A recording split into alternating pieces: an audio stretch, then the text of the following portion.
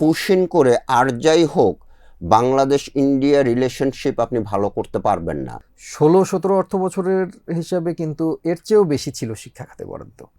তখন কিন্তু সেই পরিমাণটা যা ছিল সেটা আমাদের জিডিপির 2.5% পর্যন্ত ছিল, সেটাও কিন্তু মিট করে না। আদালত মামলার সকল প্রক্রিয়া শেষ করে অতি দ্রুততার সাথে শেষ করে এই মামলার আজকে রায় দিয়েছে। রায়ে আসামিদের আইন অনুযায়ী সর্বোচ্চ শাস্তি মৃত্যুদণ্ড দিয়েছে এবং একই সাথে আদালত এই 2 আসামিকে অর্থদণ্ড দিয়েছে।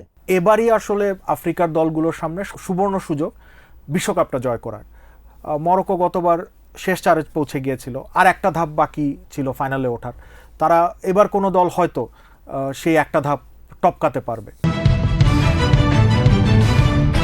দর্শক, টাইমস টুডেজ হেডলাইন্সে আপনাদের স্বাগত। সঙ্গে আছি আরিফুল ইসলাম মিঠু।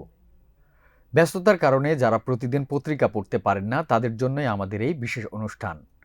এই অনুষ্ঠানে আমরা টাইমসে প্রকাশিত গুরুত্বপূর্ণ সংবাদগুলো নিয়ে প্রতিবেদকদের সঙ্গে বিস্তারিত আলোচনা করি। দর্শক, আমাদের আরেকটি গুরুত্বপূর্ণ সংবাদ হচ্ছে যে বাংলাদেশ ভারত সীমান্তে পুশিন চলছে এবং আমরা আওয়ামী লীগ যখন ক্ষমতায় ছিল 15 বছর, তখন আমরা এই ধরনের ঘটনা খুব একটা দেখিনি। অন্তর্বর্তীকালীন সরকারের সময় যখন ভারত বাংলাদেশের সম্পর্ক একদম তলানিতে ঠেকে, তখন আমরা পুশিনের কিছু ঘটনা দেখেছি। বিএনপি সরকার ক্ষমতায় আসার পর এই ধরনের পুশিনের ঘটনা খুবই বেড়েছে। তো এ নিয়ে আমাদের সাথে কথা বলছেন আমাদের বিশেষ প্রতিনিধি শাহরিয়ার জামান। জামান ভাই, এই যে কিছুদিন ধরে পুশিনটা দেখছি, এইটা আসলে সরকার পরিবর্তনের সাথে সাথে কি ভারতের বাংলাদেশের প্রতি যে ধরনের বায়োল্যাটারাল রিলেশন, এই রিলেশনে কোনো ইম্প্যাক্ট ফেলছে কিনা, বা আসলে কি পেছনে কাজ করছে? ধন্যবাদ। যেটা প্রথমে আপনি পয়েন্ট আউট করলেন যে আওয়ামী লীগ আমলে আমরা এই জিনিসটা কিন্তু খুব একটা বেশি দেখিনি। পুশিন শব্দটা আমরাও সেরকমভাবে পেপারে নিয়ে আসিনি এবং আমি বিভিন্ন জায়গায় কথা বলে দেখেছি যে পুশিনটা সেই সময়টা আলোচনার কোনো বিষয়বস্তু ছিল না।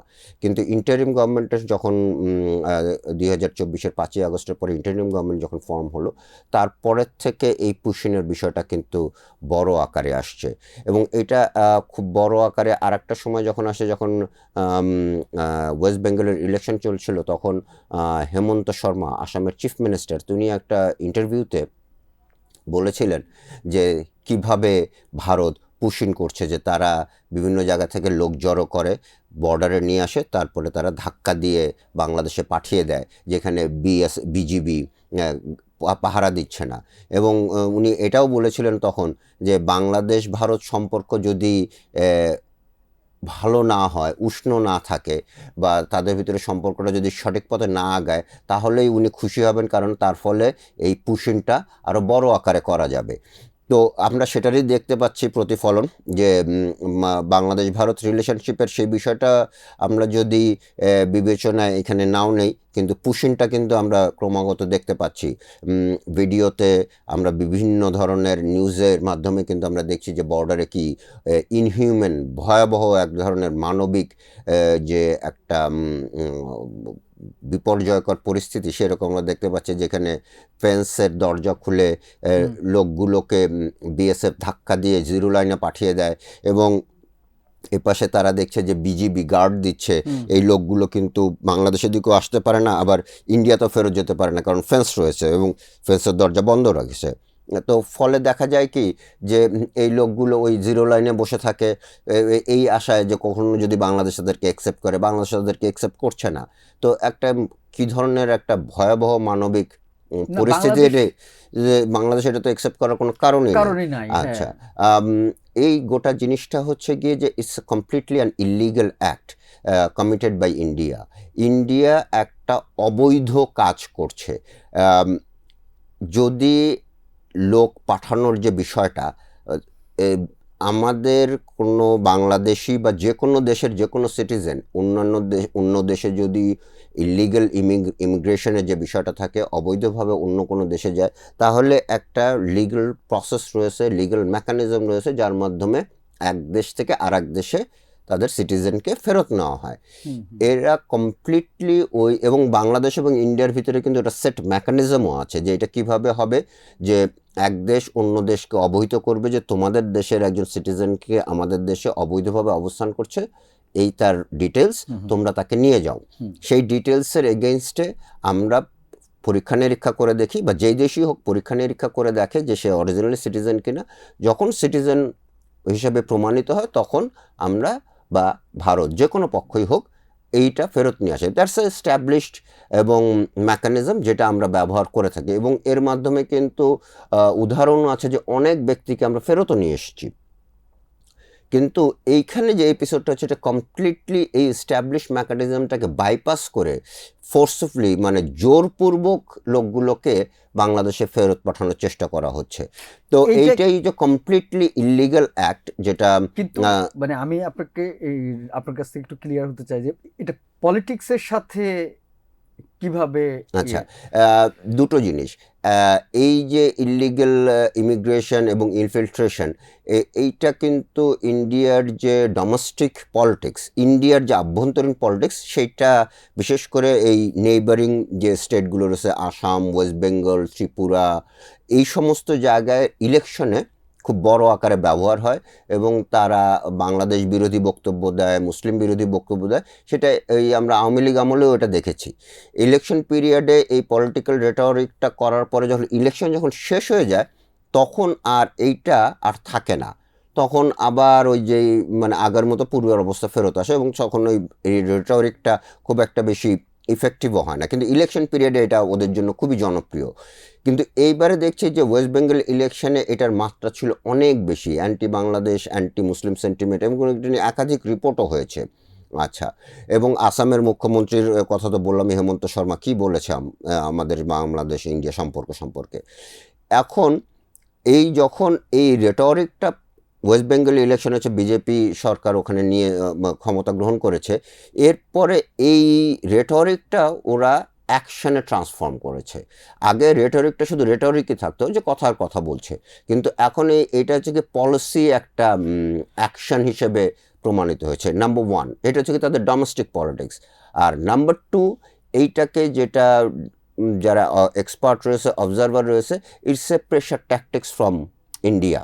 কিন্তু আমরা শুনেছিলাম যে ইন্ডিয়া বলেছিল যে ইন্টারিম গভর্নমেন্টের সময় বাংলাদেশ ইন্ডিয়ার সাথে যে রিলেশনটা তলানিতে ঠেকেছিল, রাজনৈতিক সরকার আসলে ভালো সম্পর্ক হবে। এগেইন গো ব্যাক, আমি যে পলিটিক্যাল রেটরিকের কথা বললাম, আপনার কথা এবং কাজ এই দুটার ভিতরে কিন্তু মিল থাকতে হবে। আপনি বলছেন যে আপনি সম্পর্কটাকে উন্নত করবেন, আবার আপনি আপনার প্রতিবেশীকে এরকম পুশিন দিয়ে তাকে বিব্রত করছেন, এটা কোনোভাবে সম্পর্ক উন্নয়নের কোনো জিনিস না। These are red lines. মানে কিছু কিছু জায়গায় এই বর্ডার জিনিসটা খুব সেন্সিটিভ। অন্য যে কোনো ইস্যু নিয়ে, ট্রেড ইস্যু নিয়ে বা অন্য কোনো ডিসপিউট, সেটা এক ধরনের ইম্প্যাক্ট, কিন্তু আপনার বর্ডার টেনশনটা, এটা দুই দেশের যে কূটনৈতিক সম্পর্ক, সেটাতে কিন্তু ভিন্ন মাত্রার একটা প্রভাব রাখে। এটা এই পুশিং করে আর যাই হোক বাংলাদেশ ইন্ডিয়া রিলেশনশিপ আপনি ভালো করতে পারবেন না। এটা বাংলাদেশের জন্যও যেমন একটা থর্নি ইস্যু হয়ে দাঁড়াবে, বাংলাদেশের পলিটিশিয়ানরাও এটা নিয়ে যে খুব বেশি আগাতে পারবে বলে আমার মনে হয় না, কারণ তাদেরও জবাবদিহির বিষয় রয়েছে। আর আপনি যখন এই কাজটা করেন তখন এটা বোঝাই যায় যে এটা সেন্ট্রালের। বাই দ্য ওয়ে, এখানে শুধু বলে রাখি যে বিএসএফ, যে border security forces of India, এটা কিন্তু সেন্ট্রালের অধীনে, এটা কিন্তু ওয়েস্ট বেঙ্গল বা আসাম বা ত্রিপুরার অধীনে না। সেন্ট্রালের কমান্ডে বিএসএফ চলে। বিএসএফ যখন ধাক্কা দিয়ে এই লোকগুলোকে বাংলাদেশের দিকে পাঠাচ্ছে, আমরা এটুকুই বুঝি যে এটা সেন্ট্রালের নির্দেশ হচ্ছে, দিল্লির নির্দেশ হচ্ছে, ভারত সরকারের যে কেন্দ্রীয় সরকার, বিজেপি সরকার, তার নির্দেশে হচ্ছে। এটা কোনো ওয়েস্ট বেঙ্গল বা আসাম বা ত্রিপুরার কোনো গভর্নমেন্টের নির্দেশ হচ্ছে না, এটা সরাসরি সেন্ট্রালের। তো সেন্ট্রাল গভর্নমেন্টের সাথেই তো আমাদের সম্পর্ক, তো সেখানে যদি সিগন্যাল থাকে যে না, আমি যে আমার পার্শ্ববর্তী যে প্রতিবেশী রয়েছে তাকে আমি বিব্রত করব, তাকে আমি ডিস্টার্ব করব, আমার মনে হয় না যে এটা কোনো মতে সম্পর্ক উন্নয়নের ওই কথা এবং কাজের ভিতরে বড় ধরনের একটা গ্যাপ আছে।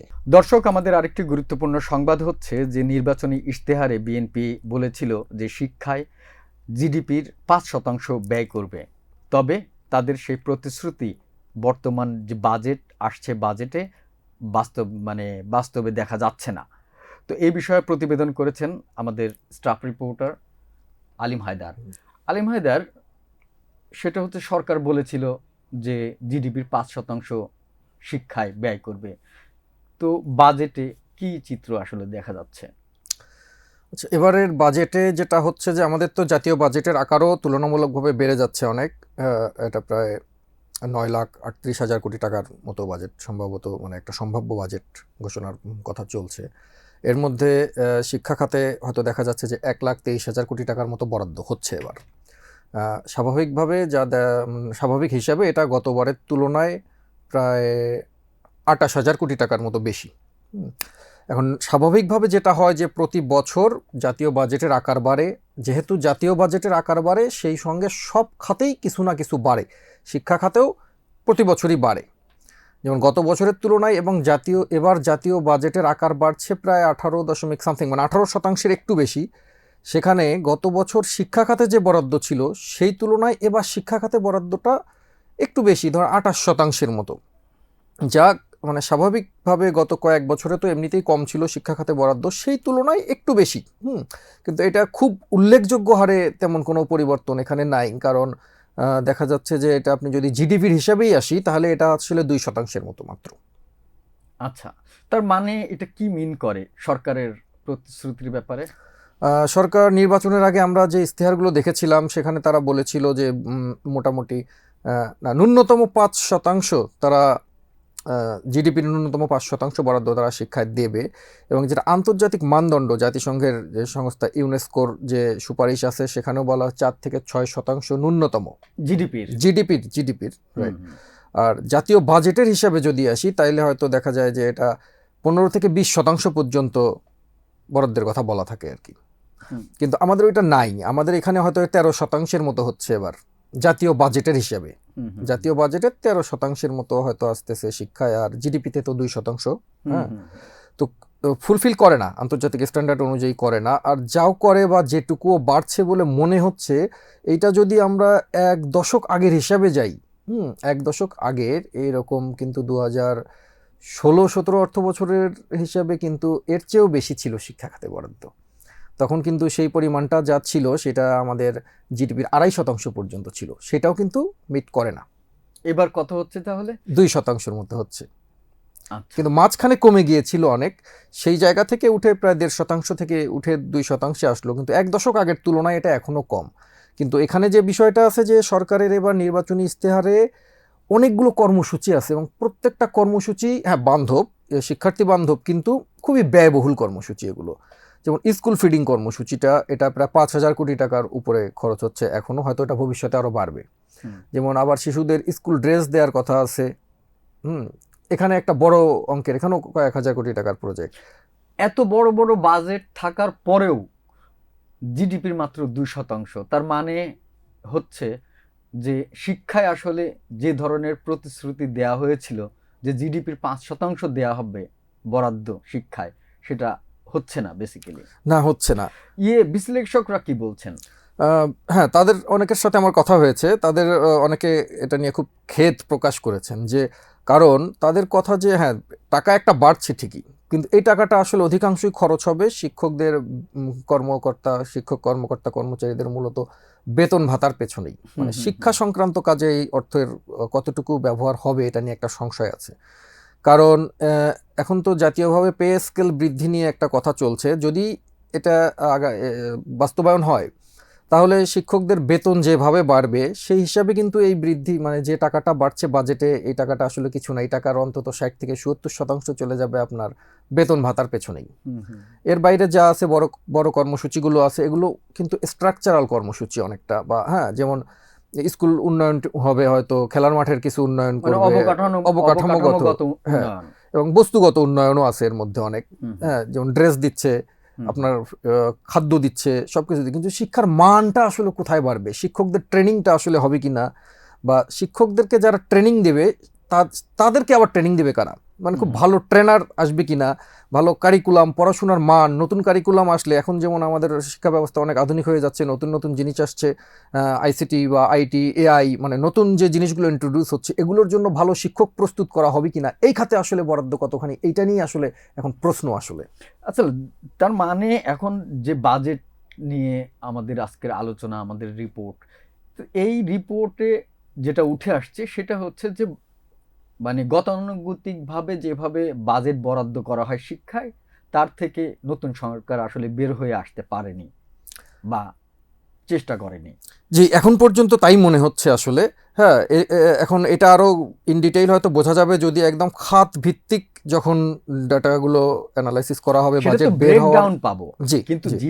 যে টাকাটা বরাদ্দ দেওয়া হচ্ছে সেটা তো আর বাড়ার কোনো স্কোপ না, নাই। এটার কোনো স্কোপ নাই আসলে। আমাদের একটি গুরুত্বপূর্ণ সংবাদ হচ্ছে মিরপুরের পল্লবীতে ৮ বছর বয়সী এক শিশু ধর্ষণের শিকার হয় এবং নির্মমভাবে তাকে হত্যা করা হয়। এই হত্যার রায় ইতিহাসের সবচেয়ে দ্রুততম সময়ে দেয়া হয়েছে। এ নিয়ে বিস্তারিত কথা বলছি আমাদের প্রতিবেদক ইমরান হোসেনের সাথে। ইমরান, মানে এই রায় কয় দিনে হলো এবং মানে এই রায় আসলে অন্যান্য রায় থেকে কোন কোন দিক থেকে পার্থক্য? যেমন আমরা দেখি যে ধর্ষণের মামলার ক্ষেত্রে অনেক সময় বছরের পর বছর অপেক্ষা করতে হয় রায়ের জন্য। এটা কেমন হলো? ধন্যবাদ আপনাকে। দেখুন, আজকের আলোচনার যে বিষয় সেটি হচ্ছে যে মিরপুরে পল্লবীতে ৮ বছর বয়সী একটা স্কুল ছাত্রী, একটা বাচ্চা মেয়ে, তাকে নির্মমভাবে ধর্ষণ করা এবং পরবর্তীতে তাকে নির্মমভাবে হত্যা করা হয়। সেই মামলার আজকে রায় দিয়েছে আদালত। এই মামলার হত্যার ১৯ দিনের মাথায় আজকে এই রায় হয়েছে। আমরা জানি যে গত ১৯শে মে আ যে শিশুটা ধর্ষণের শিকার ধর্ষণ হয়। এবং হত্যার শিকার হয়, হুম। তার নিজ বাড়িতেই পাশের ফ্ল্যাটে। তো সেখানে ২ জন আসামি এই মামলায় জড়িত ছিল। একজন হচ্ছে যে আসামি সোহেল রানা এবং তার স্ত্রী স্বপ্না আক্তার। আ আদালত মামলার সকল প্রক্রিয়া শেষ করে, অতি দ্রুততার সাথে শেষ করে এই মামলার আজকে রায় দিয়েছে। রায়ে আসামিদের আইন অনুযায়ী সর্বোচ্চ শাস্তি মৃত্যুদণ্ড দিয়েছে এবং একই সাথে আদালত এই ২ আসামিকে অর্থদণ্ড দিয়েছে। আদালত রায়ে বলেছে যে আ আসামিদের স্থাবর অস্থাবর বিক্রি করে হলেও এই ভুক্তভোগী পরিবার, অর্থাৎ আইন অনুযায়ী যিনি প্রাপ্য এই অর্থদণ্ড বা এই দণ্ডিত অর্থ হুম, হুম। তারা পাবে। এইটা অন্যান্য রায়ের থেকে কিভাবে পার্থক্য? আমরা দেখি যে বছরের পর বছর ঝুলে থাকে এই ইয়েগুলো, এটা হচ্ছে যে মামলাগুলো। একটা বর্তমান সময়ে একটা গুরুত্বপূর্ণ প্রশ্ন যে অন্যান্য মামলার রায়গুলা বা অন্যান্য মামলাগুলো আদালতে বছরের পর বছর ঝুলে থাকে, কিন্তু এই মামলাটি অতি দ্রুততার সাথে বিচার প্রক্রিয়া, অর্থাৎ আপনার রায় হয়ে গেল। তো এটা হচ্ছে যে যেমন আমাদের আইনি প্রক্রিয়ার একটা নজির সৃষ্টি হলো, তেমনি আমরা একটা স্বাভাবিকভাবে একটা প্রশ্নও তৈরি হলো জনমানুষের মনে যে একই আইনের মামলায় অন্য মামলাগুলো বছরের পর বছর ঝুলে থাকলেও এই মামলাটি কেন দ্রুততার সাথে প্রক্রিয়াগত সম্পন্ন করে রায় হয়ে গেল। এবং এখন আরেকটা প্রশ্ন মানুষ, অর্থাৎ জনমানুষের মনে এসে দাঁড়িয়েছে যে এই মামলায় রায় ঘোষণা হয়ে গেল, একইভাবে অন্যান্য মামলারও রায় ঘোষণা হয়েছে, কিন্তু বিচার প্রক্রিয়া শেষ করতে, অর্থাৎ রায় কার্যকর করতে দেখা যাচ্ছে যে সময় লাগছে। বা এখনও আমরা যদি বলি যে মাগুরার যে শিশুটি একইভাবে নির্মমভাবে ধর্ষণ এবং হত্যার শিকার হয়েছিল, সেটির কিন্তু রায় এখনও কার্যকর হয়নি। তো রায় হয়েছে? সেটা রায় হয়েছে, সেটা কিন্তু উচ্চ আদালতে সেটা এখনো পর্যন্ত আসলে পুরোপুরি কার্যকর হয়নি, অর্থাৎ মৃত্যুদণ্ড এখনো বাস্তবায়ন হয়নি। তো এক সব থেকে গুরুত্বপূর্ণ বিষয় হচ্ছে যে এই ঘটনাটি, অর্থাৎ মিরপুরের সদ্য ঘটনা যেটি আমাদের সামনে এখন আলোচনার বিষয় হয়ে আছে, এই ঘটনাটির রায় যেমন আমাদের জন্য সুখকর, তেমনি এই একই মামলায়, একই আইনের মামলাগুলো যেগুলো আছে, যে বছরের পর বছর আদালতে ঝুলে আছে, সেগুলো আসলে কেন হচ্ছে না? এখানে প্রশ্ন উঠছে যে আইনের যদি একই হয়ে থাকে তাহলে বাকিগুলো কেন হচ্ছে না?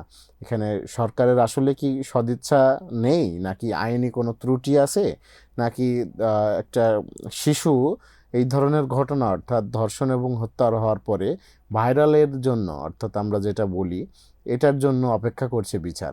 এটা একটা প্রশ্ন থেকে যাচ্ছে। এবং তার মানে হচ্ছে যে মানে এটা মিন করে যে এই ঘটনা, মিরপুরের পল্লবীর এই শিশু হত্যার ঘটনায় যেটা আমরা দেখেছি যে সোশ্যাল মিডিয়াতে বেশ সমালোচনা হয়েছে, তারপরে আলোচনা হয়েছে, যে ঘটনা নিয়ে ব্যাপক আলোচনার কারণেই সরকার মানে খুব দ্রুত সরকার এইটা বাস্তবায়ন করেছে রায়।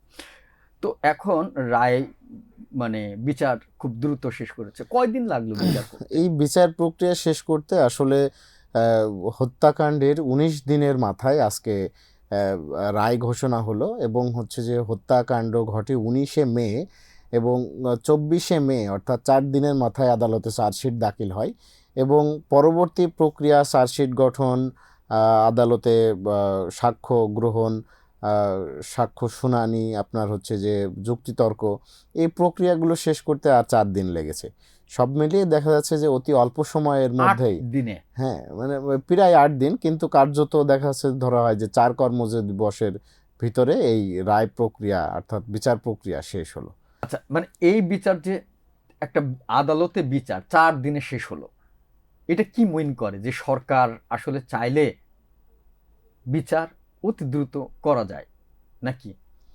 জি, আপনি যেটা বললেন, আসলে সরকার চাইলে আইন অনুযায়ী অতি দ্রুততার সাথে এই ধরনের ঘটনাগুলো দ্রুততার সাথে বিচার প্রক্রিয়া সম্পন্ন করা সম্ভব, এবং ন্যায় বিচার প্রতিষ্ঠা করে এই ধরনের ঘটনা যেন পরবর্তীতে আর না ঘটে সেই বিষয়গুলো নজির সৃষ্টি করা সম্ভব। আমরা বিশ্বকাপ ফুটবলকে কেন্দ্র করে প্রায় প্রতিদিনই বিশেষ প্রতিবেদন ছাপছি। তো এবারকার প্রতিবেদনটি হচ্ছে যে এবার সর্বোচ্চ আফ্রিকার 9টি দল বিশ্বকাপে অংশগ্রহণ করছে। তো এই 9টি দল আসলে কেমন পারফর্ম করবে সেটা নিয়েই আজকের প্রতিবেদন। এটা নিয়ে কথা বলছেন আমাদের স্পোর্টস এডিটর রুবায়েত ইফতেখার। রুবায়েত, কি আসলে কেমন খেলবে দেশগুলো, আপনারা কি মনে করছেন বা দেখছেন? আরিফুল, বিশ্বকাপে একটা সময় ছিল যখন আফ্রিকার দেশগুলোকে বলা হতো যে আন্ডারডগ দেশ বা দুর্বল দেশ কিংবা ছোট দেশ, এইভাবে তাদের ধরা হতো, কারণ ফুটবলটা আসলে ইউরোপে জনপ্রিয়, ল্যাটিন আমেরিকায়, কিন্তু আফ্রিকাকে কখনোই ফুটবল পরাশক্তি হিসাবে আসলে গণ্য করা হতো না। 90-এর দশক থেকে যারা আমরা 90-এর দশকে ফুটবল দেখা শুরু করেছি, আমরা ছোট, আমি নিশ্চিত আপনারও মনে আছে ঘটনাটির কথা, যখন ক্যামেরুন 90-এর বিশ্বকাপে আর্জেন্টিনাকে হারিয়ে দিল, আমরা তখন একেবারেই ছোট, 5-6 বছর বয়স হবে হয়তো, কিন্তু ওই ঘটনাটা কিন্তু পুরো বিশ্বে আলোড়ন ফেলেছিল, এবং তখন থেকে আসলে আফ্রিকার দলগুলোকে বেশ সমীহের নজরেই দেখা হয়। তো তারপরে 2002 সালে সেনেগাল বিশ্ব চ্যাম্পিয়ন ফ্রান্সকে হারিয়ে দিল, ঘানা 2010 বিশ্বকাপের কোয়ার্টার ফাইনাল খেললো, এবং সবশেষ আসলে 2022-এর যে সেমিফাইনালে মরক্কো পৌঁছে গিয়েছিল এবং পর্তুগালকে হারিয়ে, ক্রিস্টিয়ানো রোনাল্ডোর পর্তুগালকে হারিয়ে, তারপর থেকে কিন্তু পুরো বিশ্ব, ফুটবল বিশ্ব আসলে আফ্রিকার দলগুলোকে আর তারা কম শক্তিধর দল কিংবা মিনোজ কিংবা ছোট দল হিসাবে গণ্য করার এখন আসলে কোনো সুযোগ নেই।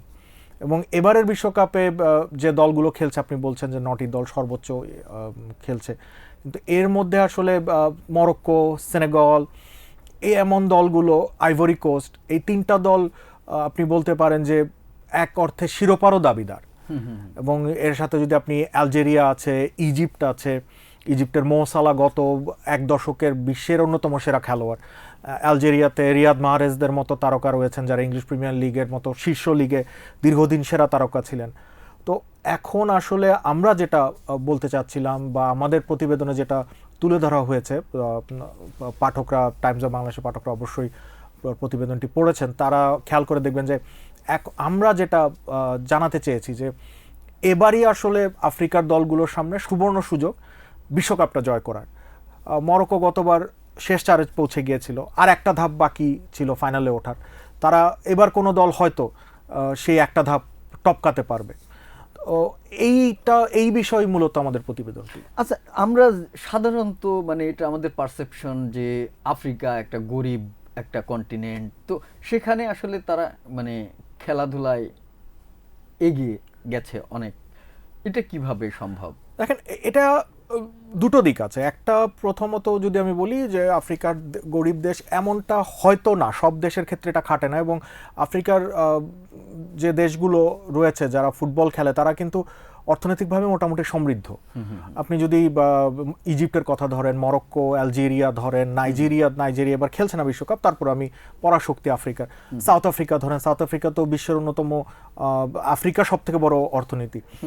লিবিয়া রয়েছে, লিবিয়া এবার বিশ্বকাপ খেলছে না, কিন্তু তারাও বড় একটা অর্থনৈতিক শক্তি। তো তারা গরিব দেশ কিংবা তাদের অবকাঠামো নেই এমনটা ভাবা আসলে সব দেশের ক্ষেত্রে সত্যি নয়।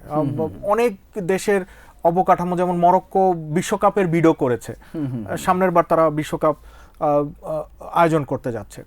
তো এমন অবকাঠামোগত কিছু উন্নতি তারা তো অবশ্যই করেছে। তাদের ওখানে নিয়মিত লিগ হচ্ছে, ট্যালেন্ট হান্ট হচ্ছে এবং নতুন নতুন প্রতিভা বেরিয়ে আসছে।